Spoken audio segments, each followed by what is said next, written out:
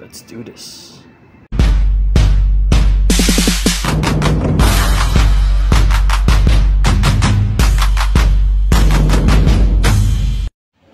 Alright, what's up mga homies? It's your boy Zero TV muli para sa isang panibagong vlog. Ganyan, bibiran tayong gumawa ng dalawang vlog sa isang araw, kaya lubos-lubosin na natin.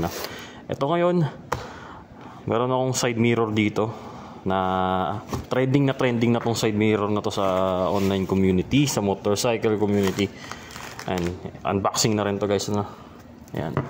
Alam nyo na tong side mirror na to, alam ko meron na rin kayo nito. And ito yung napili kong side mirror sa ngayon.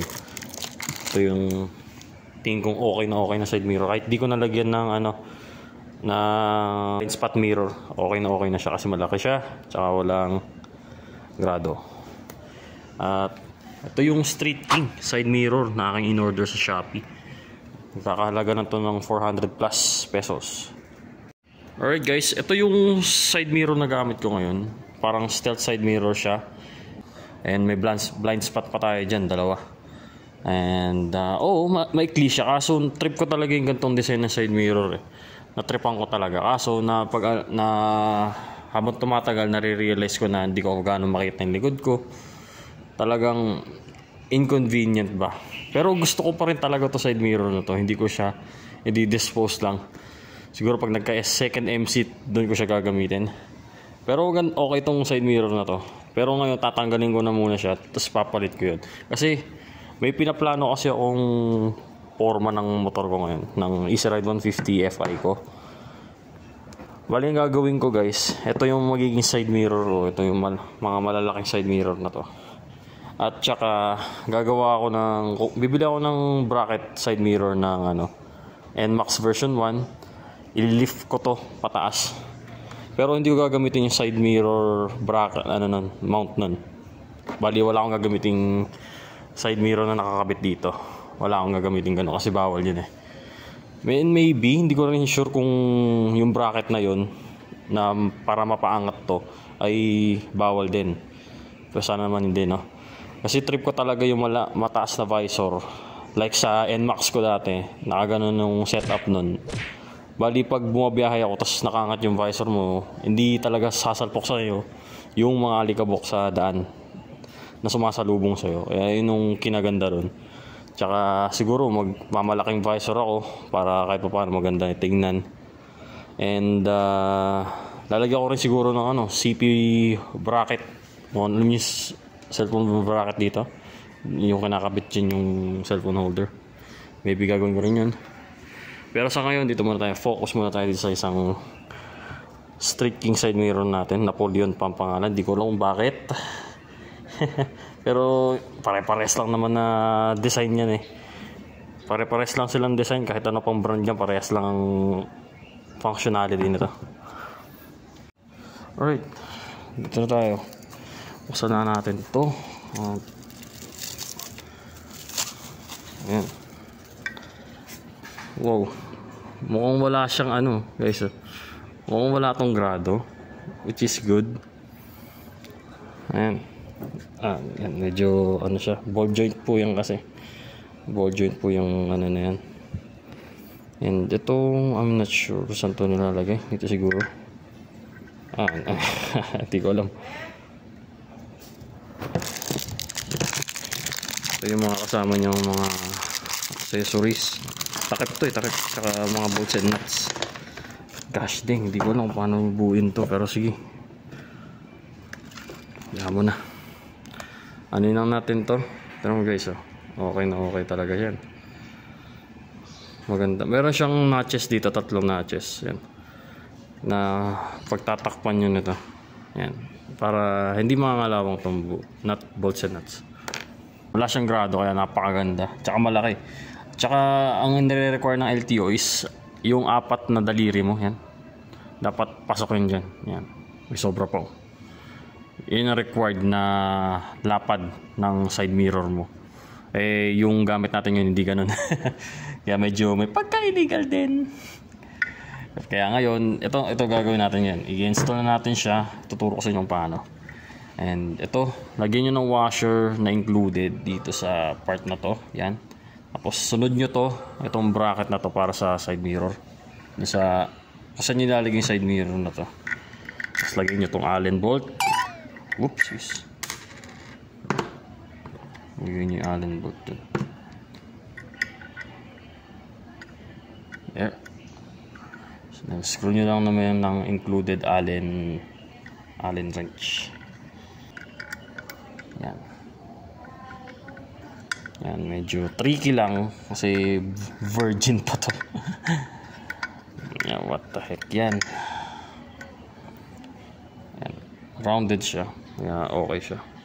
Tapos pitan nyo lang kung ano prefer nyo. Importante yung washer na to para doon sa baba. Yan, higpit na siya. Yan. Yan, ayos, di ba? Yan, sa kabila, ganun din. Gawin natin yun sa kabila.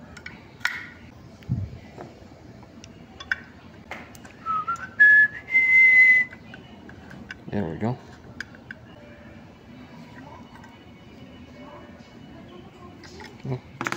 Yan.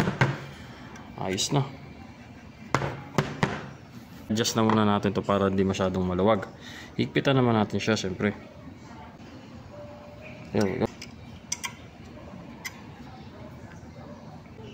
Okay, medyo hindi siya parang hindi gaano snap fit. Okay lang. Lagyan mo natin yung pagganyan tsaka natin babaon.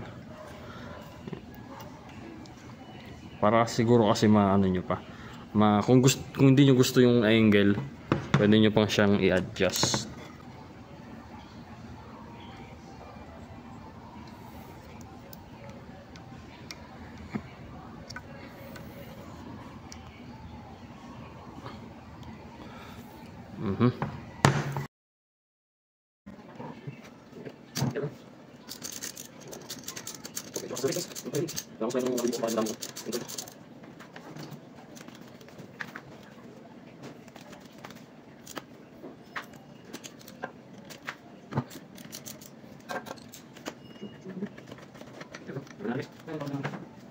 Unfortunately guys, itong Allen bolt na nandito sa luma kong side mirror, ito yung gagamitin natin kasi mahaba siya compare dito.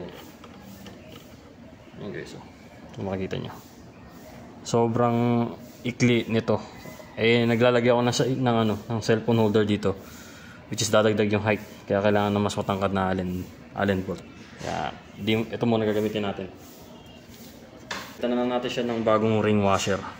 Ayan, ring washer yan. Alright guys, unahin natin itong kaliwang side mirror na ilalagay natin dito. Then dito kasi nakakonekta rin yung cellphone holder ko, kaya ito yung unahin natin para mas madali. Sprayan ko na ng WD-40 yung butas para ito paano protected at well lubricated siya.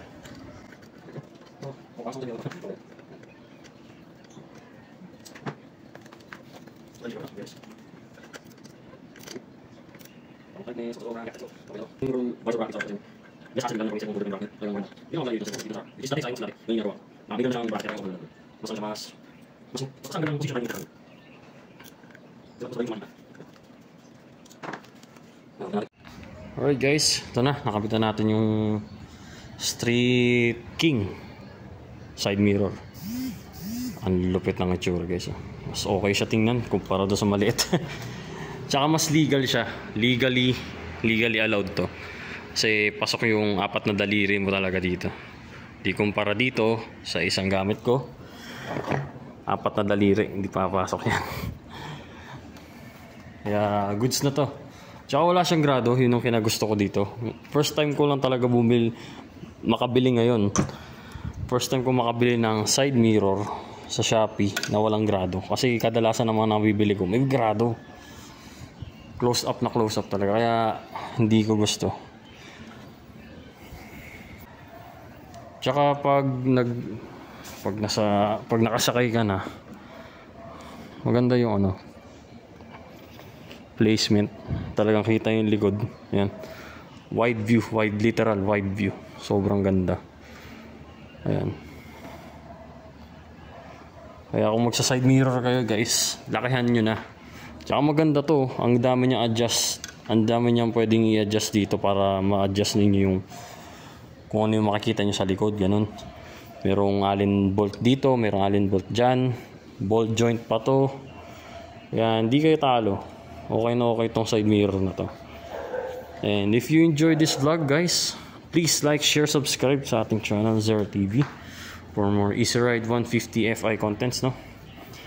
Yung ba naman yun? Kulang na lang tayo nung bracket sa harap. Yun na lang kailangan natin. And we're all set. And this is Zero TV, ride safe sa lahat. Zero TV out, yo.